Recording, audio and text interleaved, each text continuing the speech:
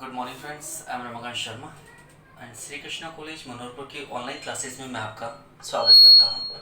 ठीक है, और आज हम स्टार्ट कर रहे हैं बीएससी सेकेंड ईयर के लिए ट्रांसलेशन को। लास्ट जो वीडियो था वो भी हमारा ट्रांसलेशन पर ही बेस्ड था।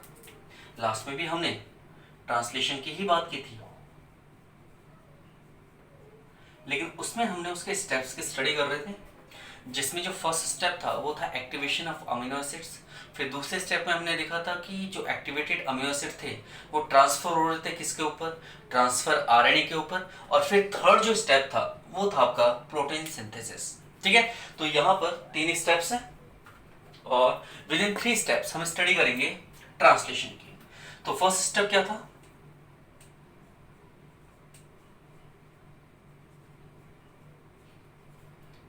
Activation of amino acid, that is the first step.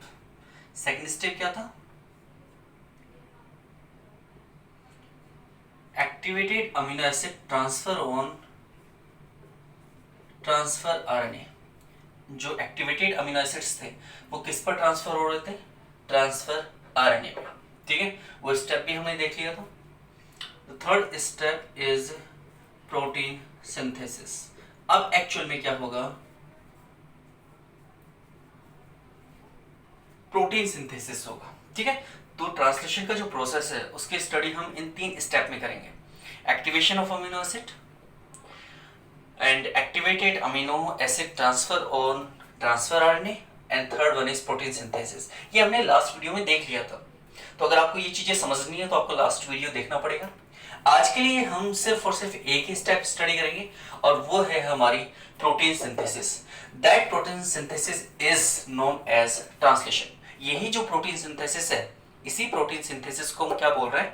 Translation. ठीक है, यही एक्चुअल ट्रांसलेशन है। तो इस एक्चुअल ट्रांसलेशन में क्या हो रहा है उसको हम देखेंगे। ठीक है, तो आज हम स्टडी कर रहे हैं थर्ड स्टेप की, दैट इज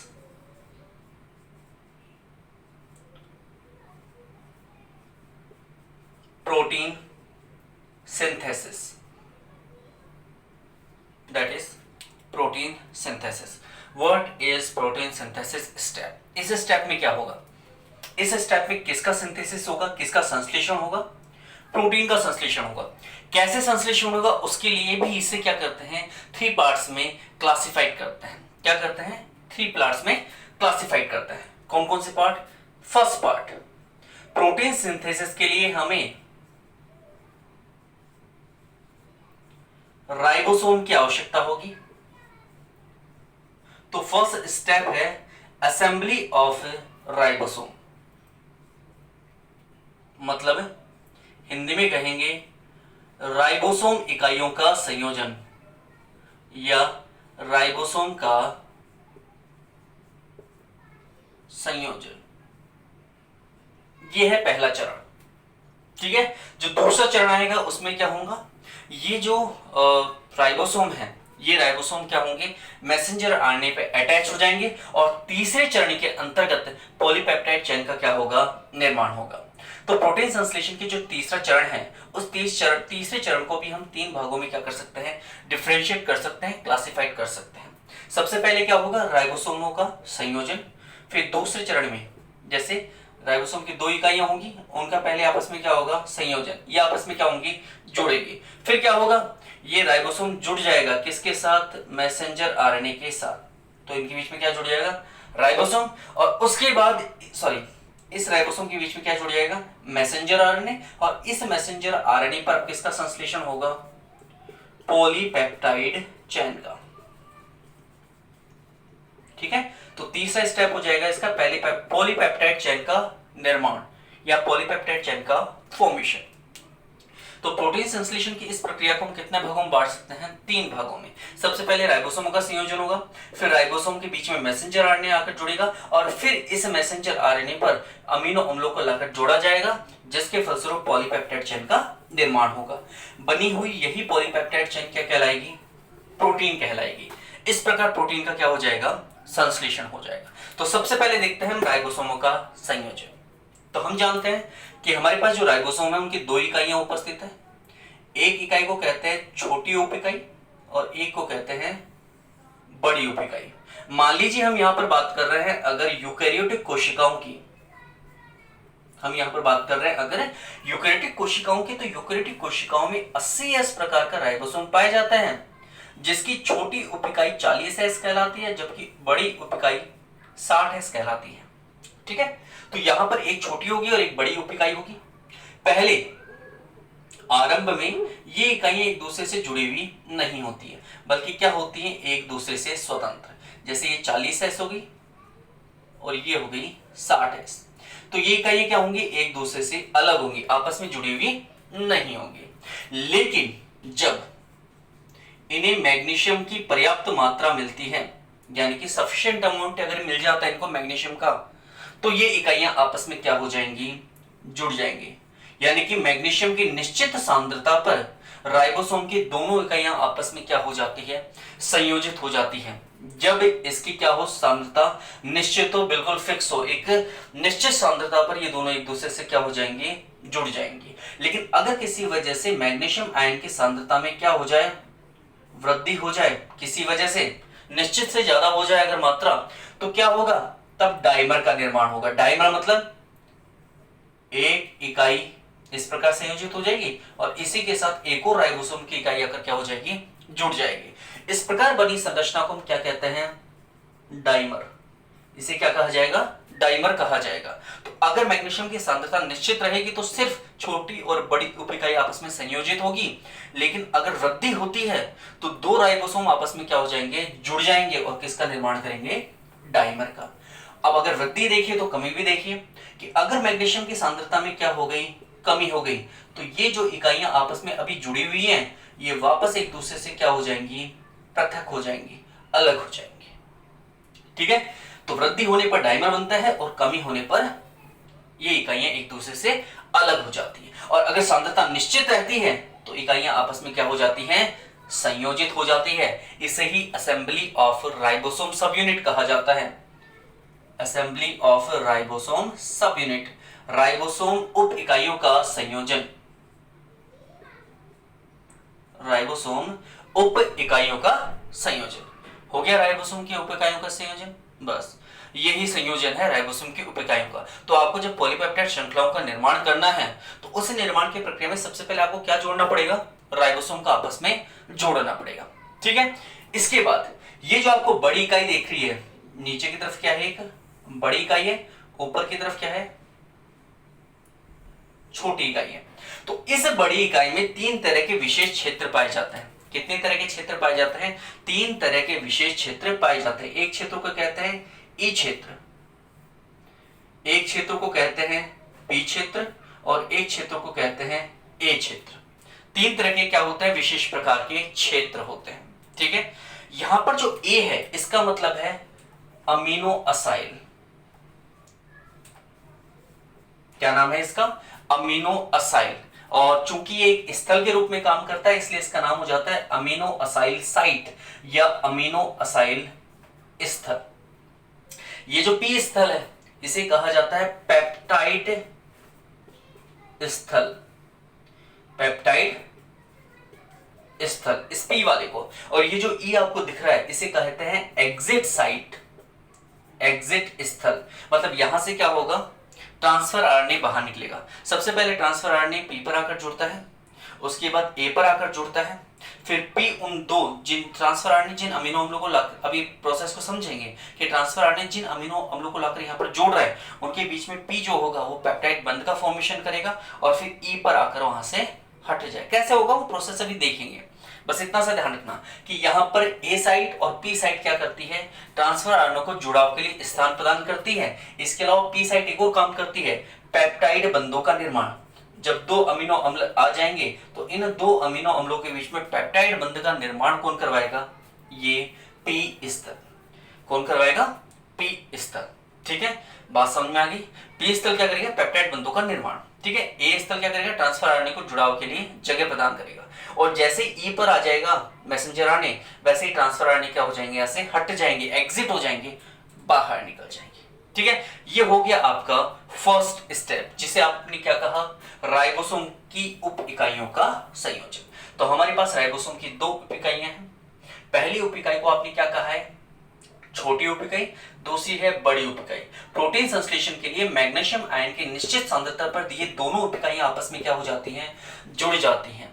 ठीक है, इसे ही कहते हैं राइबोसोम की उप इकाइयों का संयोजन। हमने बताया कि अगर किसी वजह से यहां पर कमी होती है, किसकी कमी होती है, मैग्नीशियम आयन की सांद्रता की, तो यहां पर इकाइयां वापस एक दूसरे से क्या हो जाएंगी, सेपरेट हो जाएंगी, अलग हो जाएंगी। और अगर किसी वजह से मैग्नीशियम आयन की सांद्रता में वृद्धि होती है तो दो राइबोसोम आपस में जुड़ जाएंगे, जिसकी वजह से जिस संरचना का निर्माण होगा उस संरचना को यहां कहा जाता है डाइमर। ठीक है, इसके अलावा जब राइबोसोम की उप इकाइयां संयोजित हो जाती है तो इस बड़ी उप इकाई में ई, पी और ए तीन प्रकार की साइट या तीन प्रकार के स्थल पाए जाते हैं। ए स्थल को अमीनो असाइल साइट कहा जाता है, ट्रांसफर आरएनए जुड़ाव में या अमीनो अम्लों के जुड़ाव में सहायक होता है। पी स्थल के द्वारा दो अमीनो अम्लों के बीच में पेप्टाइड बंध का निर्माण किया जाता है। इसके अलावा यहां भी ट्रांसफर आरएनए आकर जुड़ता है, लेकिन मैसेंजर आरएनए जैसे ही ई स्तर पर पहुंचेगा वैसे ही ट्रांसफर आरएनए यहां से क्या हो जाएंगे, रिमूव हो जाएंगे, हट जाएंगे। इसलिए इसका नाम क्या है, एग्जिट स्तर। ठीक है, तो यहां पर क्या है, तीन स्तर। एक और चीज बता देता हूं इंपॉर्टेंट आप लोगों को कि यहां पर स्थल तो जो मैसेंजर आरएनए के जुड़ने से संबंधित स्थल होते हैं, या फिर मान लीजिए मैसेंजर आरएनए से नहीं, सॉरी, ट्रांसफर आरएनए से जुड़ने से संबंधित जो स्थल हैं, जो आगे प्रोटीन बनाने वाला है, अब वो स्थल तो पाए जाते हैं बड़ी साइट के ऊपर, बड़ी उप इकाई के ऊपर, जबकि जो मैसेंजर आरएनए होता है वो हमेशा जुड़ता है छोटी उप इकाई के साथ। ठीक, मैसेंजर आरएनए तो किससे जुड़ेगा, छोटी उप इकाई से, जबकि बड़ी उप इकाई पर अमीनो अम्लों के लिए क्या पाए जाते हैं, कुछ विशेष स्थल पाए जाते हैं, जिन्हें क्रमशः ई, पी एवं ए स्थल कहा जाता है। ठीक है, तो ये है आपके पहला स्टेप, जिसे आपने कहा राइबोसोम उप इकाइयों का संयोजन, असेंबली ऑफ राइबोसोम सब यूनिट।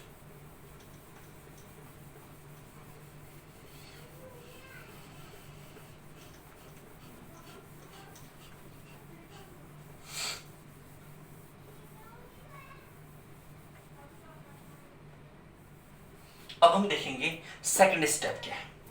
ठीक है, तो सेकंड स्टेप है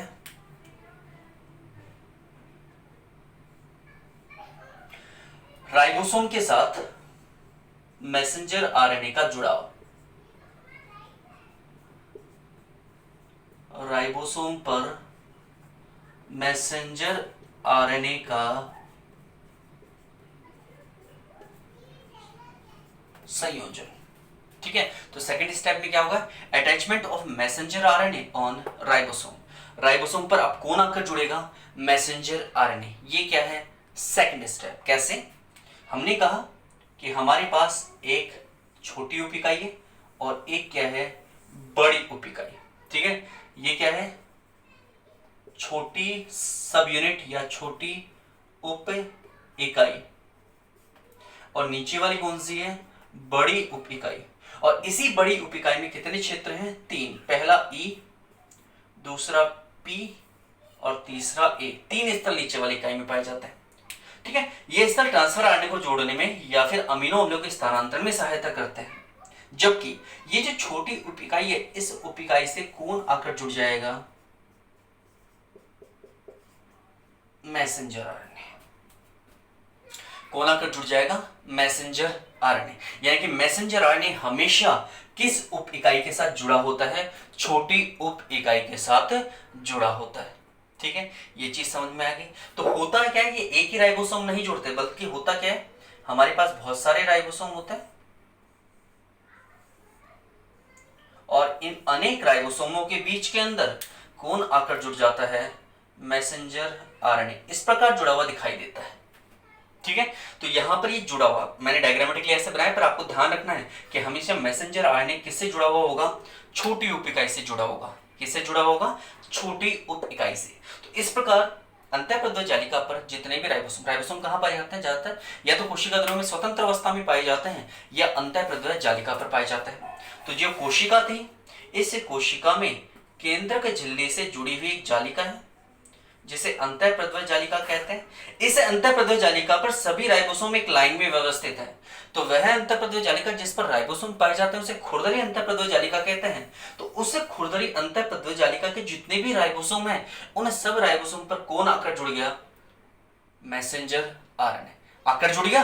अब ये मैसेंजर आरएनए क्या करेगा, ये मैसेंजर आरएनए अब यहां पर किसका संश्लेषण, सॉरी हाँ, ये मैसेंजर आरएनए यहां पर किसका संश्लेषण करवाएगा, प्रोटीन का संश्लेषण करवाएगा। लेकिन वह संरचना जिसमें अनेक राइबोसोम के बीच में मैसेंजर आरएनए उपस्थित होता है, मतलब इस संरचना में क्या है, अनेक तो राइबोसोम है और उन अनेक राइबोसोम के साथ कौन पाया जा रहा है, मैसेंजर आरएनए।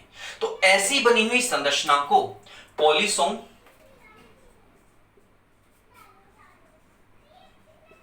या फिर पॉलीराइबोसोम कहा जाता है।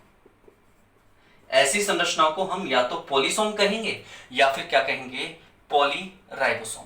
अब यही जो पॉलीराइबोसोम है यही प्रोटीन संश्लेषण में क्या करेगा, भाग लेगा। ठीक है, तो अभी भी हमारा कंप्लीट नहीं हुआ है, अभी और भी है बाकी कि किस प्रकार हम तीसरा जो स्टेप आएगा, अब इसका तीसरा जो आएगा ये हो गया यहां तक। ठीक है, तो राइबोसोम पर मैसेंजर आरएनए का संयोजन हो गया, छोटी उपिकाई के साथ क्या हो जाएगा, संयोजित हो जाएगा। कौन संयोजित हो जाएगा, मैसेंजर आरएनए। जबकि ट्रांसफर आरएनए पर ई, पी तथा ए तीन स्थल बड़ी उपिकाई में पाए जाएंगे जहां पर आकर ट्रांसफर आरएनए जुड़ेगा। तो जब राइबोसोम के बीच में, बहुत सारे राइबोसोम के बीच में जब मैसेंजर आरएनए जुड़ जाता है तो ऐसी संरचना को हम क्या कह रहे हैं, पॉलीसोम या फिर पॉलीराइबोसोम। तो ये है राइबोसोम पर मैसेंजर आरएनए का जुड़ाव। ठीक है, तो ये हो गया आपके दो स्टेप। उसके बाद आता है आपका तीसरा स्टेप, और इस तीसरे स्टेप को हम कहते हैं पॉलीपेप्टाइड श्रृंखला का संश्लेषण। पॉलीपेप्टाइड